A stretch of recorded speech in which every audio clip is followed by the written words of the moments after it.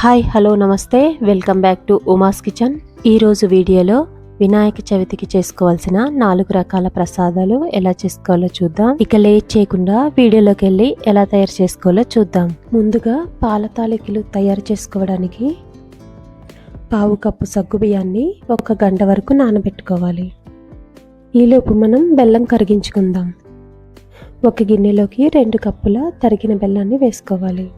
ఇందులోకి 1/2 కప్పు నీళ్లు వేసుకుని బెల్లాన్ని పూర్తిగా కరగనివ్వాలి.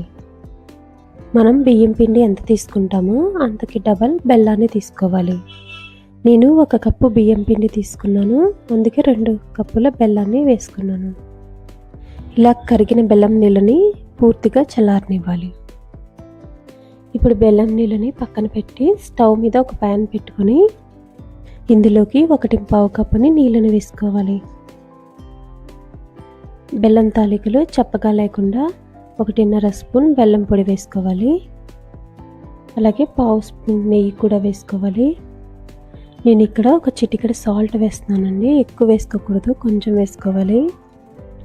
ఈ బెల్లం కరిగించుకొని నీళ్ళని మరిగించుకోవాలి. ఇందులోకి మనం 1 కప్పు బియ్యం పిండి తీసుకోవాలి. ఇది పొడి బియ్యం పిండి అండి. ఇందులోని 2 స్పూన్ల బియ్యం పిండిని పక్కకి తీసుకోవాలి. అదే 2 స్పూన్లతో గోధుమ పిండి వేసుకుంటున్నాను. ఇలా గోధుమ పిండి వేసుకోవడం వలన తాలికలు విరగకుండా పర్ఫెక్ట్గా వస్తాయి. ఇలా నీళ్లు మరుగుతుండగా మనం రెడీ చేసి పెట్టుకున్న పిండిని వేసుకుని ఉండలు లేకుండా బాగా కలుపుకోవాలి. ఇలా పిండి వేసిన తర్వాత ఫ్లేమ్ని లోలో పెట్టుకుని పిండిని బాగా ఉండలు లేకుండా కలుపుకోవాలి. పిండి ఇలా బాగా దగ్గర పడే వరకు ఉడికించుకొని తర్వాత స్టవ్ ఆఫ్ చేసుకోవాలి. తర్వాత ఇలా స్టవ్ ఆఫ్ చేసుకొని ఈ మిశ్రమాన్ని చల్లారనివ్వాలి. పిండి పూర్తిగా చల్లారాల్సిన అవసరం లేదండి, కొంచెం గోరువెచ్చగా ఉంటేనే సరిపోతుంది.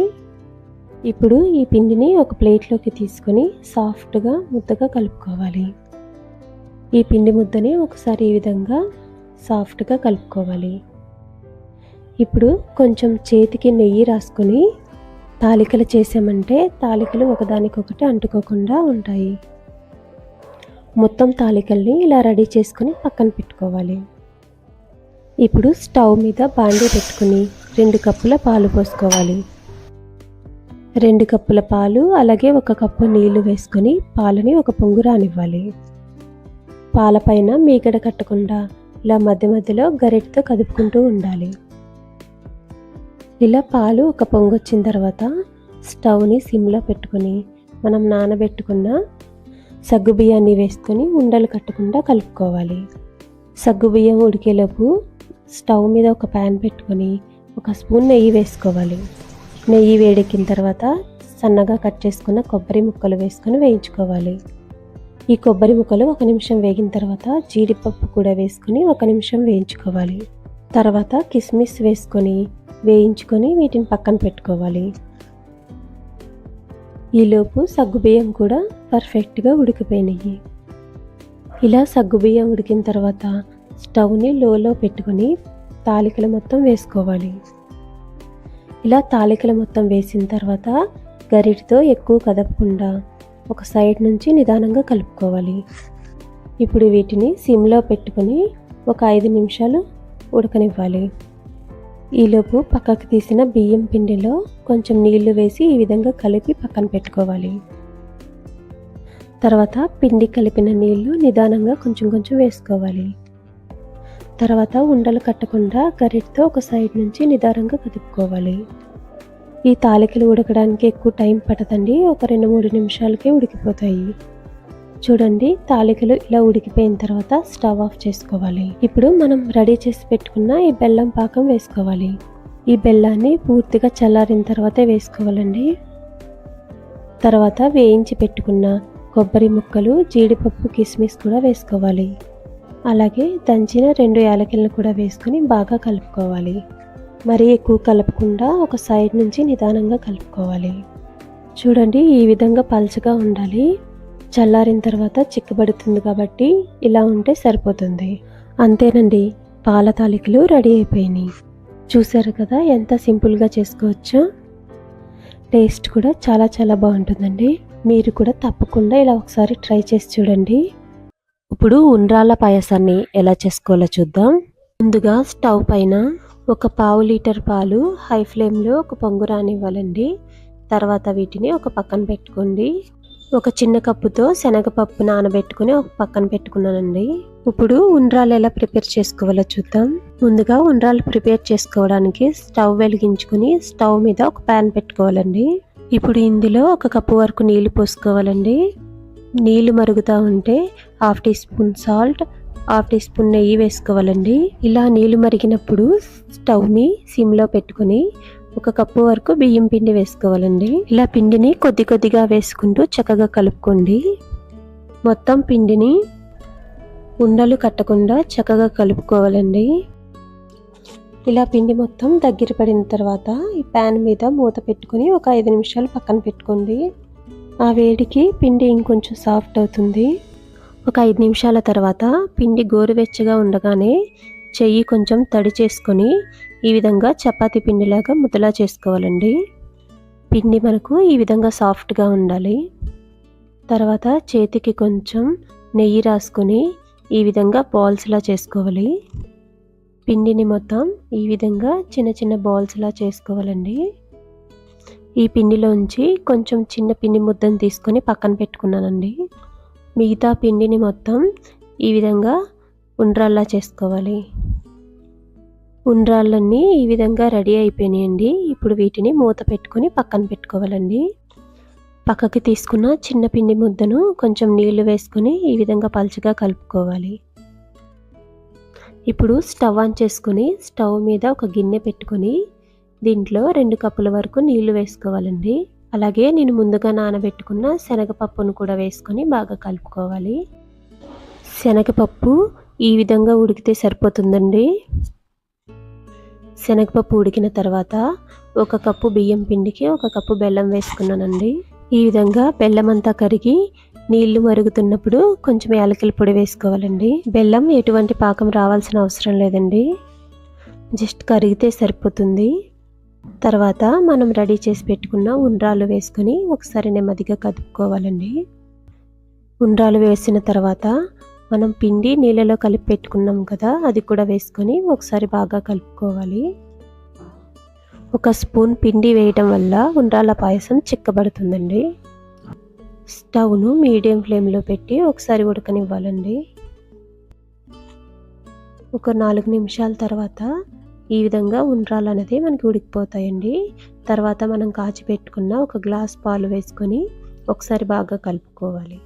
ఇప్పుడు స్టవ్ మీద ఒక ప్యాన్ పెట్టుకొని కొంచెం నెయ్యి వేసుకోవాలండి. నెయ్యి వేడెక్కిన తర్వాత కొన్ని కొబ్బరి ముక్కలు వేసుకొని వేయించుకోవాలి. కొబ్బరి ముక్కలు వేగిన తర్వాత జీడిపప్పు కూడా అలాగే కిస్మిస్ కూడా కొంచెం వేసుకొని వేయించుకోవాలి. దీంట్లో మీకు ఇంకా బాదం పప్పు కూడా కావాలంటే వేసుకోవచ్చండి. ఇప్పుడు స్టవ్ ఆఫ్ చేసుకొని ఈ డ్రై ఫ్రూట్స్ అన్నీ వేసుకొని ఒకసారి బాగా కలుపుకోవాలండి. చూసారు కదా ఉండ్రాలు కూడా ఎంత చక్కగా ఉడికినాయో. ఈ వినాయక చవితికి మీరు కూడా ఇలా ఒకసారి ట్రై చేసి చూడండి. ఇప్పుడు బెల్లం కుడుములు ఎలా తయారు చేసుకోవాలో చూద్దాం. దీనికోసం ముందుగా ఒక చిన్న కప్పుతో శనగపప్పుని శుభ్రంగా కడుక్కొని 1 గంట నానబెట్టుకోవాలి. ఇప్పుడు స్టవ్ వెలిగించుకొని ఒక ప్యాన్లో 1 గ్లాస్ వాటర్ తీసుకొని వాటర్ని బాగా మరగనివ్వాలి. ఇలా వాటర్ మరిగిన తర్వాత మనం ముందుగా నానబెట్టుకున్న శనగపప్పు కూడా వేసుకొని బాగా కలుపుకోవాలి. ఇలా కలుపుకొని శనగపప్పు 2 నిమిషాలు ఉడికిన తర్వాత 2 స్పూన్ల కొబ్బరి వేసుకోవాలి. శనగపప్పు ఎక్కువ ఉడకాల్సిన అవసరం లేదండి, కొంచెం మెత్తబడితే సరిపోతుంది. ఇలా మూత పెట్టుకుని 6 నుంచి 7 నిమిషాలు ఉడికిన తర్వాత 1/4 కప్పు బెల్లం వేసుకొని బాగా మరగనివ్వాలి. మొత్తం కలిసేటట్టు ఒకసారి బాగా కలుపుకోవాలి. ఇలా బెల్లం కరిగిన తర్వాత 1/2 టీ స్పూన్ యాలకుల పొడి వేసుకోవాలి. ఇలా ఒకసారి బాగా కలుపుకున్న తర్వాత పొడి బియ్యం పిండి 1 కప్పు తీసుకున్నానండి. మీరు దీని ప్లేస్లో తడి బియ్యం పిండి కూడా తీసుకోవచ్చు. తడి బియ్యం పిండికి అయితే 1/2 కప్పు వాటర్ వేసుకుంటే సరిపోతుంది. ఇలా పిండి మొత్తం వేసిన తర్వాత ఉండలు లేకుండా బాగా కలుపుకోవాలి. పిండి వేసిన తర్వాత స్టవ్ని సిమ్లో పెట్టుకొని ఈ విధంగా కలుపుకోవాలండి. స్టవ్ని లో ఫ్లేమ్లో పెట్టుకుని పిండి కన్సిస్టెన్సీ వచ్చే వరకు 2 నిమిషాలు ఉడికించుకోవాలి. పిండి మొత్తం ఇలా ముద్దగా అయిన తర్వాత స్టవ్ ఆఫ్ చేసేసి ఈ మిశ్రమాన్ని పూర్తిగా చల్లారనివ్వాలి. ఇప్పుడు పిండి కూడా పూర్తిగా చల్లారిపోయిందండి. 2-3 నిమిషాల తర్వాత పిండి మొత్తాన్ని ఒకసారి బాగా కలుపుకోవాలి. పిండిని ఇలా ఒకసారి బాగా కలుపుకున్న తర్వాత పిండి చేతికి అంటుకోకుండా కొంచెం నెయ్యి రాసుకోవాలండి. ఇలా కొంచెం కొంచెం పిండిని తీసుకుని ఉండ్రాల్లాగా చేసుకోవాలండి. నేను ఈ విధంగా ముట్టీలు చేసుకున్నానండి. కొన్ని ఉండ్రాళ్ళు, కొన్ని ముట్టీలు చేసుకున్నాను. మనకి నచ్చిన షేప్లో చేసుకోవచ్చండి. అలాగే నేను కొన్ని కుడుములు కూడా చేస్తున్నానండి.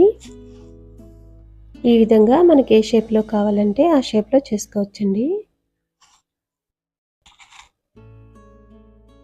ఈ విధంగా బాల్స్లా చేసుకున్న తర్వాత మధ్య మధ్యలో కొంచెం నెయ్యి రాసుకోవాలండి. లేకపోతే పిండి చేయికి అంటుకుపోతుంది. ఇలా పిండి మొత్తాన్ని మనకి ఏ షేప్లో కావాలంటే ఆ షేప్లో తీసుకుని రెడీ చేసుకోవచ్చు.